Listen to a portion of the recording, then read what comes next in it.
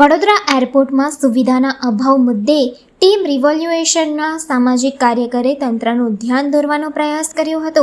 વડોદરાને આંતરરાષ્ટ્રીય એરપોર્ટ બનાવવાના સ્વપ્ન બતાવતું તંત્ર એરપોર્ટની દશા બગાડીને બેઠું છે. કેટલા બધા સમયથી એરપોર્ટમાં વાઈફાઈ એટલે કે ઇન્ટરનેટ નથી.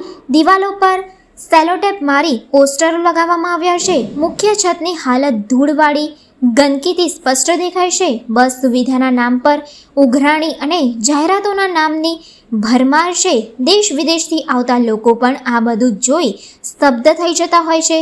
ટીમ રિવોલ્યુશનના સ્વેજલ વ્યાસે જણાવ્યું હતું કે એરપોર્ટ ઓથોરિટી પાસે વાઈફાઈ ઇન્ટરનેટના પૈસા ન હોય તો ટીમ રિવોલ્યુશન સંપૂર્ણ ખર્ચ આપવા માટે તૈયાર છે અને જો એરપોર્ટ ઓથોરિટી એક અઠવાડિયામાં એરપોર્ટ પર વાઈફાઈ ફ્રી નહીં કરે તો ટીમ રિવોલ્યુશનને વાઈફાઈ લગાવવાની પરવાનગી આપે.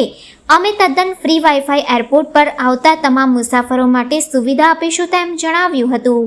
બદનસીબ એવું કહેવાય કે આપણા વડોદરા શહેરના એરપોર્ટ પર ઇન્ટરનેટ નથી આવતું, વાઈફાઈ નથી.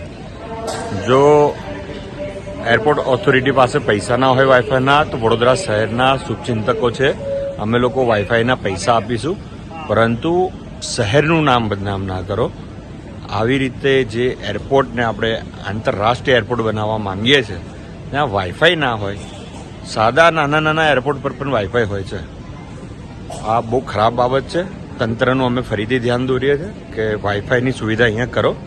નહીં કરો, તમારી પાસે પૈસા ના હોય તો પૈસા ટીમ રિવોલ્યુશન આપશે, પરંતુ વાઈફાઈ જો એક અઠવાડિયામાં નહીં લાગે તો પ્રશાસન અમને અહીંયા વાઈફાઈ લગાવવાની પરમિશન આપે.